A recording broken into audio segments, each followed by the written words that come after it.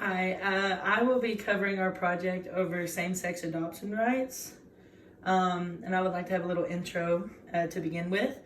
Same-sex adoption has recently become legal in all 50 states. Before 2016, it was difficult for same-sex couples to adopt. Now this presentation will describe the protection laws, discrimination, and how I advocate for this movement. First part of the protection laws. Now in the United States, same-sex adoption is allowed in every state since 2016. This does not mean that everyday life for same-sex couples is any easier. Members of the LGBTQ plus community have been discriminated against in every way imaginable, causing a lot of separation and pain.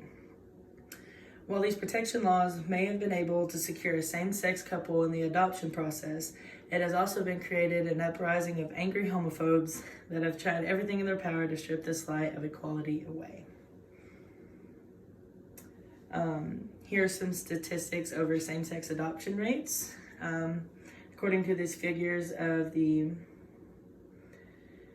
115,064 same-sex households with children, about 16%, or 18,400, were bringing up one or more adopted children, and 11% from the figures were gay male couples. According to the Williams Institute of 2009, an estimated of 20,000 same-sex couples were raising nearly 30,000 adopted children. As of 2011, approximately 2 million children in the United States were raised by LGBTQ community parents and were unable to establish a legal relationship with both of their LGBTQ parents. The 2010 U.S. Census reported that same-sex couples were raising approximately 115,000 children under 18 years old and are living essentially in all countries of the United States, or counties of the United States. James 2012. Discrimination and hardships. One of the latest manifestations of such conflicts have arisen over adoptions by same-sex couples. Many adoptions take place through faith-based groups that receive state subsidies.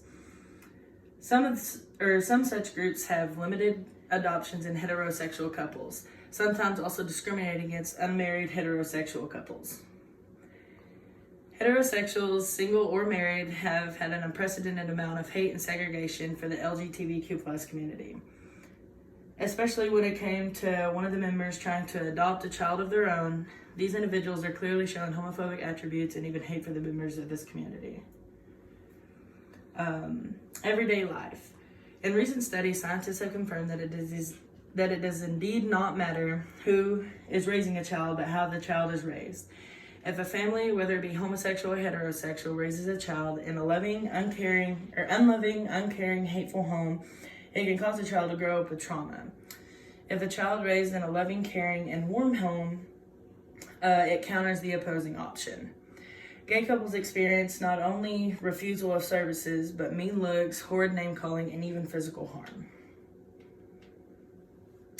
harm. Advocation. Although same-sex couples are now allowed to adopt freely, they still need the support and advocacy from the community's friends and family members.